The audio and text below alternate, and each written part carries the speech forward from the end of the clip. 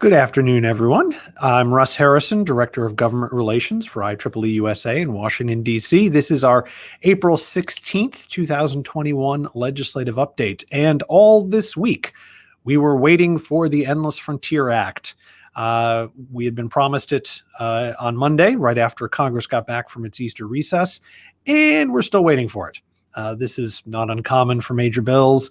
There are last-minute tweaks. Legislators are trying to time the introduction for political advantage, but it does mean that the intended purpose of this or focus of this update, which was going to be the Endless Frontier Act, is not going to be because we don't have it yet. But that's okay. We're still going to talk about it and let you know where the debate stands, and there's still plenty of other things going on.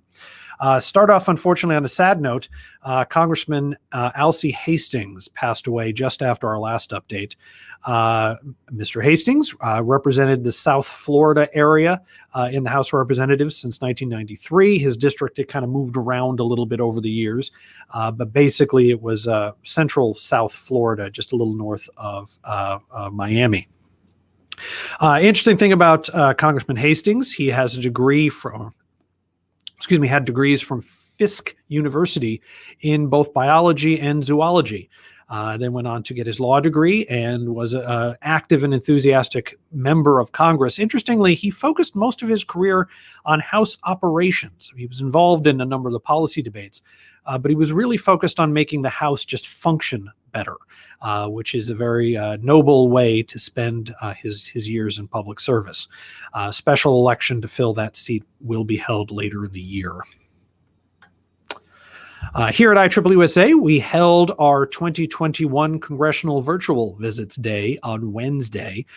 We have concluded 193 meetings with legislators. And I say concluded because there's a few more that are still to come. The bulk of the meetings were on Wednesday. A few of them happened on Thursday. A couple are happening today. And then a few of them got bumped to next week, which in a virtual environment, we could do without a problem. One of the advantages of doing these things remotely. Participants, and we had about 200 IEEE members from all across the country participating this year, which is fantastic. The focus was on strategic investments in technology. Participants talked about the Endless Frontier Act, the importance of basic research, the importance of investing in the technology ecosystem, investing things like the CHIPS Act to encourage computer chip manufacturing in this country, and investments in America's technology workforce, both through K-12 STEM education and high-scale immigration reform. A couple things that we've heard about through those meetings. Support for the Endless Frontier Act is strong, as we suspected. But interestingly, people differ on what exactly the bill will do. There are a number of bills floating around that are using the Endless Frontier Act name in some way. And it appears that some legislative offices are confused about what the real Endless Frontier Act is. Good to find this out early so we can educate staffers, but we still do have some work to do. On the PRO Act, which we've talked a few times, it does not appear that the Senate is really focused on the bill. In a number of our meetings, staff had not heard about it, which is kind of surprising given that I thought it was a high-profile bill. But legislative offices just aren't focusing on it yet. Now, that does suggest that the bill is not going to move anytime soon, but it also means that if the bill moves, we don't know what legislators will do about it, and they're not hearing from their own voters that this is important. So our folks at the CVD did have a number of good conversations about the PRO Act, pros and cons, but we still have work to do there as well. Interestingly, most legislative offices appear to have become comfortable with online meetings. A year ago, when we all went virtual, very, very few congressional offices would agree to a video conference. They just didn't want to do it. They didn't want to be seen. They didn't want it recorded. They would do phone calls. They'd call into video conferences, but they wouldn't allow themselves to be seen. The majority of our meetings on Wednesday were, in fact, in person, and since we had video so you could actually see the people you were talking to, which means most members of Congress and staff have embraced the new technology, which is probably a good thing. So, Endless Frontier Act. Again, this is one of IEEE-USA's top asks this year. The Endless Frontier Act, introduced by Senators Schumer, Young, Congressman Khanna and Gallagher, two Republicans, two Democrats, introduced last year. We're waiting for the version this year. As you all know, all legislation dies when the new Congress is sworn in this case on January 3rd. So they have to start over. The guts of the bill will be the same as last year. $100 billion in technology research over 5 years, probably. President Biden has proposed $50 billion over 5 years instead of $100 billion. Our understanding is that Senator Schumer is going to introduce the bill at $100 billion anyway, and then there'll be negotiations, but we'll at least start off strong. The bill contains money and infrastructure for manufacturing partnership and regional technology hubs, thinking about the infrastructure that we need to move ideas out of national labs and out of academia and into the marketplace. A lot of time spent in the Endless Frontier Act focusing on exactly that problem, which is quite good and something that certainly deserves attention. There's also money in there for workforce training at most levels to allow Americans to participate in the new innovation economy. All of which is good, all of which we support. There are some other groups that are focusing instead on an NSF reauthorization bill that has been introduced. It takes a different approach to investing in research and innovation. Instead of focusing on technology and focusing in particular on the gulf between research and product, research in the private sector, it instead has a very broad increase in R&D funding for all of the sciences through the NSF. But it's just basically a budget increase for NSF instead of doing any policy work. That is not a problem. I mean, certainly we have no problem with increasing NSF's budget, but IEEE-USA supports the focus on technology and particularly the parts of the Endless Frontier Act that are beyond the budget. We like the additional money, but the structural changes and the operational changes to encourage the movement of research from academia and the national labs to the private sector, we think is particularly important and is lacking in the NSF research reauthorization plan. This is also kind of a jurisdictional fight.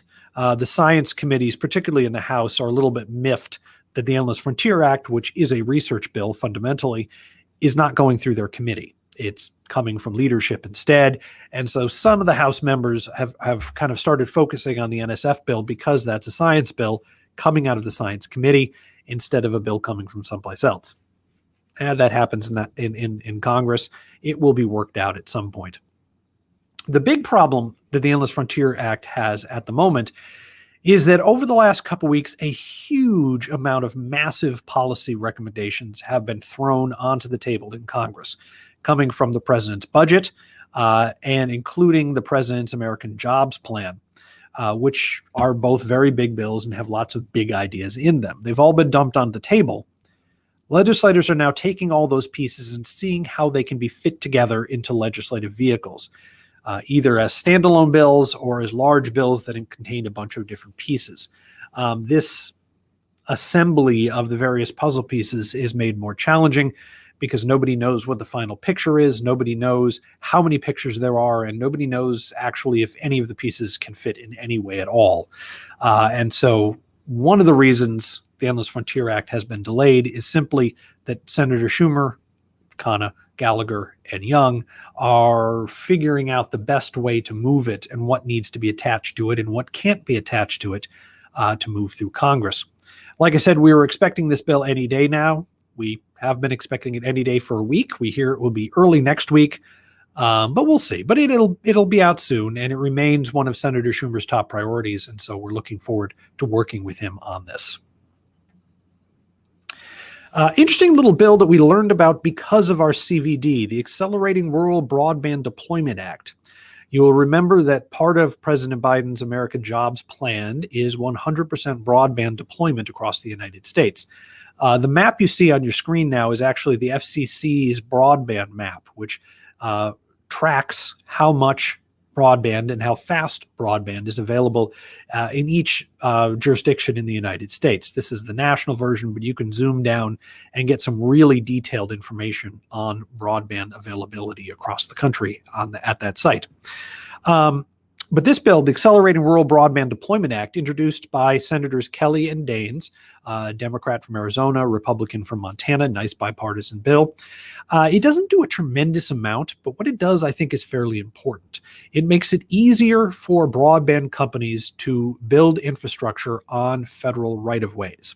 Doesn't give them the right to do it, but it makes it easier for them to get the right to do it. Currently, some of the broadband companies have been complaining that it can take years to get federal agencies to make decisions about running lines across a canal or down a trail. Obviously, there are lots of places in this country where we do not want broadband lines, so we don't want the right-of-ways to be automatically used by broadband companies. But there are lots of federal right-of-ways, particularly in western United States, which are perfectly suitable for broadband lines, buried or otherwise, and allowing the companies to use them is a fairly simple way to make it easier and cheaper to get broadband to rural America. Excuse me. The Republicans in the House of Representatives introduced a tech reform bill. Well, it wasn't really a tech reform bill. It's more of an outline of internet reforms that they are proposing. This is being led by Kathy McMorris Rogers, a Republican from Washington State, who is the ranking minority member of the Energy and Commerce Committee, which has jurisdiction over this. It's a host of new rules. And again, it's just an outline. It's not a real legislative proposal yet, just designed to get a debate going.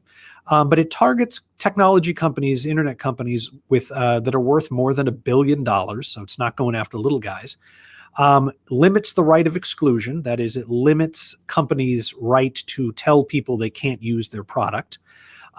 It provides limited protection of moderated speech. That is, people posting on Facebook, LinkedIn, the other kind of social media channels will have limited free speech rights. They're clearly not as wide open as they are in society, but they will be more than they have now, which is essentially none. The companies have decided that since they own the websites, they can allow or disallow anybody to do anything that they want, which is true. I mean, they're private companies; they're not bound by the First Amendment. But this proposal would, in fact, give posters on social media a limited free speech rights. It would remove liability protection from the companies should they engage in viewpoint discrimination. That is, if certain people are banned because the tech companies don't like the ideas they're expressing, if those ideas are otherwise legal, could be sued. Excuse me. Provides transparency into data collection policies from social media companies. Those policies would have to be explained in detail to the FCC and would be available to the public. Has a host of special protections for children, from online predators and online speech. It has received pushback. This proposal has received pushback from the Democrats. Democrats didn't like the $1 billion limit. They said correctly that it's basically just random. They pointed out that the proposal would not ban hate speech and other kind of violent speech from online. Make sure I got the other ones here. And it does not contain a personal digital privacy law. These complaints, however, all appear to be negotiating points.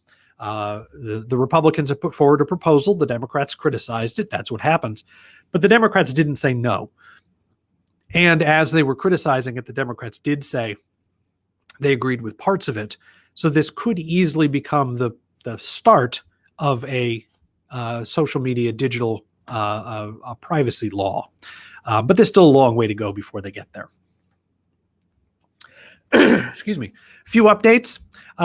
2 hearings, actually 3 hearings that have come out in the last week or so.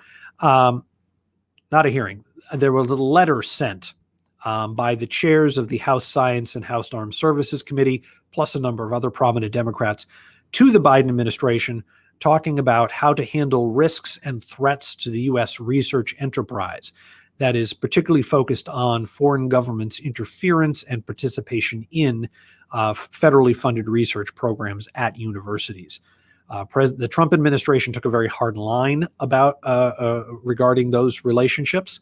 The 2 committee chairs have urged the Biden administration not to ignore the problem, not to allow foreign governments to continue to meddle in research, but to take a more balanced and a more reasonable approach to responding to researchers who are working with foreign governments at the same time they're working on foreign research projects. 2 hearings. House Science Committee had a hearing on reimagining our innovation future, talking about the future of research and where it was going and how we could do a better job. And then the Senate Energy Committee had a hearing to examine the role of the Department of Energy and energy innovation in American economic competitiveness, which is a mouthful of a title for a hearing, but it is what it is. Focusing on things like the Texas electrical grid, and ways to add robustness to our power system. All good stuff. Lots of interesting comments there. Too early to know what legislation will come of this, but we're hopeful that they'll result in thoughtful, useful bills before too long. One additional note, the United States apparently just a few hours ago expelled 10 Russian diplomats in response to hacking originating in Russia. Interestingly, the hacking, some of it apparently was connected to the Russian government in one way or another, but some of it wasn't. And the Biden administration has taken the position that the Russian government is responsible for hacking that happens on its territory, even if it's not directly responsible. It isn't directly doing the hacking. In other words, we're not going to let foreign governments hide behind quasi-private hacking groups to get away with messing with our elections, messing with our electrical grid, and stealing people's personal data. Additional note from the IEEE-USA Fellows Program, our congressional fellow, Daniel Pulkin, has been hired full-time as a staffer for Senator Hickenlooper, Democrat from Colorado. He will work on energy and environmental issues, which is great because Senator Hickenlooper is chair of the Space and Science Subcommittee of the Commerce, Science, and Transportation Committee, and chair of the Employment and Workplace Safety Subcommittee of the Health, Education, Labor, and Pensions Committee. That actually is where the PRO Act will end up at some point. That, by the way, is a picture of Senator Hickenlooper, not Mr. Pulkin. Just an additional warning to all of you. This is another example of what happens when dedicated, experienced, talented engineers get involved in our Congressional Fellows Program. We have another very promising engineer whose career has been ruined by him being snapped up by a member of Congress to work on their personal staff. If you are interested in having your engineering career ruined by public policy, I encourage you to check out our Fellows Program. The deadline for applications for our next class of fellows typically start over the summer and run for 1 year. And so our next class will be chosen in February with the deadline of in December for your applications.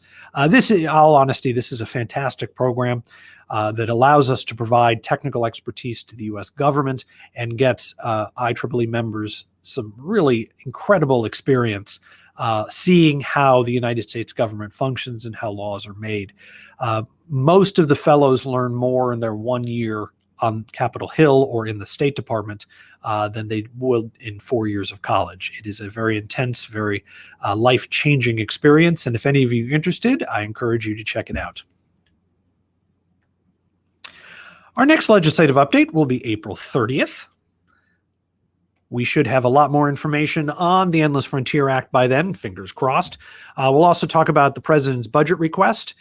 We should have better preliminary numbers by then, although the full budget isn't expected until May. April is one of the more intense legislative months in Congress, so we should have plenty to talk about next month. I'm Russ Harrison. If you have any questions about anything I covered today or didn't cover today, feel free to put them in the chat. I will rotate to them in a second. But before I do, my phone number is 202-530-8326. Feel free to call anytime. My email address is r.t.harrison@ieee.org. And with that, let me flip over to the other screen. Lots of comments. Brendan Godfrey, former Vice President of Government Relations for IEEE-USA, current Vice President for Communications, has asked, do we have formal recommendations for amending the PRO Act? And that is a very timely question. IEEE-USA does have formal requests for amendments. Those recommendations are being run through our volunteer approval process and should be available on Monday.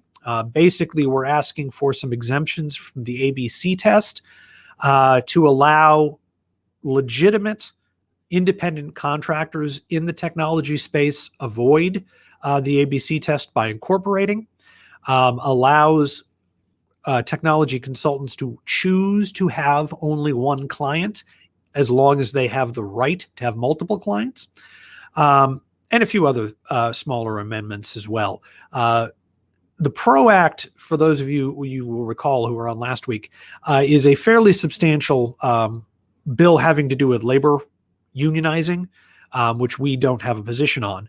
But it does impact independent contractors in the technology space, protecting some contractors that are being abused by companies who are inappropriately labeling them consultants when they are rightfully employees.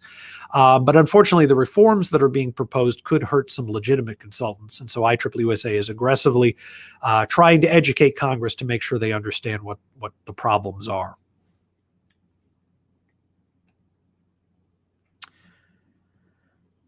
Let's see, Robert Burke, is there any movement on the Improving Digital ID Act? Unfortunately, no. Excuse me, that is an issue that's being talked about. Like a lot of the issues up there right now, Congress is trying to figure out what they can do with it. There was talk of adding that to an Endless Frontier Act type bill. You take the Endless Frontier Act and you tack a bunch of smaller things on it. It is not clear if that's going to happen or not, though. That's one of the things that's holding up the Endless Frontier Act, is what to do with these smaller bills.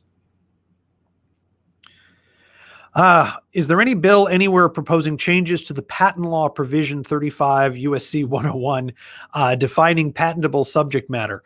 I do not believe so. Patent law is a very specialized field, and typically Congress is very hesitant to get involved because, frankly, very few people in Congress understand patent law, though more people understand patent law than understand technology. There's a lot of talk about patentable subject matter. I've seen a number of legislators put out public comments, but I don't think anything's moved in the last couple of weeks. Let me make a note of that to double check for next time. Oops. Let's see. Where's the CHIPS Act with respect to the Endless Frontier Act? Yeah, that's a good question. You are correct, James, that President Biden did include the CHIPS Act rather explicitly in his American Jobs Plan, which is promising. And the CHIPS Act is being discussed as being part of either an Endless Frontier Act or an infrastructure bill, although the Endless Frontier Act may also be part of an infrastructure bill. So Congress, like I said, has a bunch of these ton of puzzle pieces they're putting together. Some of those pieces are going to be built into an infrastructure bill that will resemble, the president's American Jobs Plan. The current thinking is that that plan will be broken in two.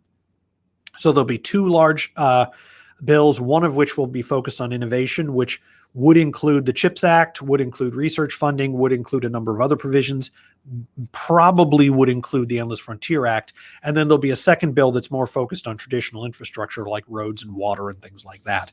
But those decisions have not been made yet. I don't expect to see the infrastructure bills for another week at best. There's a lot of work that has to go. Those are big bills, and there's lots of things that need to go in them. And so it's going to take Congress a little while to put them together. We should have a better understanding of where the Endless Frontier Act will fit into this before then, because it is a big, high-profile bill. But the CHIPS Act really isn't. It's a smaller bill. There's not a lot of opposition to it. A few legislators, Senator Cornyn most importantly, are enthusiastic supporters. And it'll probably get tacked onto something now that President Biden has blessed it. But it's going to be a little while, I think, before we know exactly where that is. Okay. I believe that's it for questions. I want to thank you all for joining us this afternoon. We'll be back in 2 weeks to let you know what's going on in Washington. Again, my name is Russ Harrison. I'm the Director of Government Relations for IEEE-USA. My phone number is 202-530-8326. My email address is r.t.harrison@IEEE IEEE.org. Thank you for joining me this afternoon. I hope you all have a wonderful weekend. I am trying to build a sustainable electronics industry. The things that we have just don't last as long as they used to, but they could. Every time a new gizmo comes out, we take it apart, find out what makes it tick. We need more engineers in the world. Engineers make the world better. They are designing the systems that keep the world working. So that's why I've been involved with IEEE-USA, is I want to see more kids get excited about engineering. We are working with IEEE-USA to create a world where repair is normal again.